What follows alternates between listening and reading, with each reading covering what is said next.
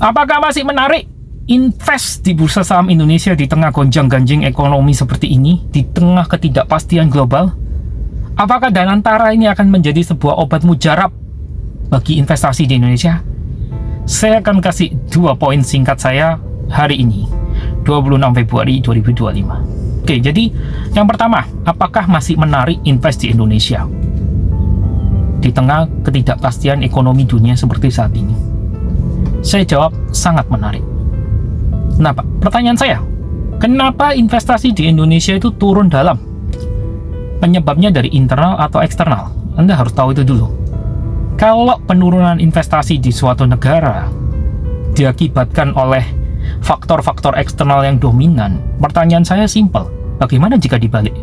Faktor eksternalnya aman, internalnya tidak ada berita signifikan. Naik nggak kira-kira?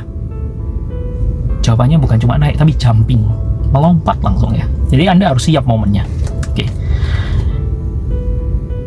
Setelah itu, kalau kondisi ternyata yang jelek ini kondisi internal, luar negeri baik, apa yang terjadi? Pasti koreksi, pasti. Apakah lama? Belum tentu juga, karena tergantung seberapa masifnya berita tentang kondisi yang tidak baik terhadap suatu negara itu. Biasanya kalau medianya bisa sedikit direm, dikontrol untuk melakukan pemberitaan yang tidak semuanya jelek, mungkin akan segera ada hasil yang lebih baik. Oke, view kedua dari saya mengenai Danantara.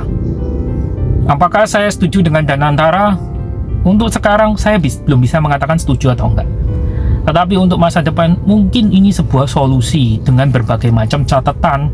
Ya contohnya kayak pengelolaannya transparan, benar-benar auditable, bisa diaudit oleh publik. Well, buat saya Danantara tidak lebih dari lembaga pengelola sovereign wealth fund ya. Sovereign wealth fund itu kekayaan negara yang berasal dari keuntungan badan usaha milik negara. Pertanyaan saya, Anda kalau ingin tahu Danantara itu efektif atau enggak, apakah selama ini perusahaan milik negara itu banyak yang untung atau banyak yang boncos? Itu pertanyaan basic dulu. Kalau Anda bisa jawab itu, Anda tentunya akan tahu Danantara bakal ngapain. Tetapi jika dikelola dengan baik, jika berhasil dilakukan perbaikan di masing-masing perusahaan milik negara itu yang tergabung di holding Danantara khususnya ya, saya yakin pasti akan memberikan impact, tapi nggak untuk jangka pendek. At least impact-nya itu 5 tahun ke atas untuk Danantara. Paling cepat 5 tahun baru kelihatan hasilnya. Paling lambat tergantung pengelolaan. Oke, tetap semangat.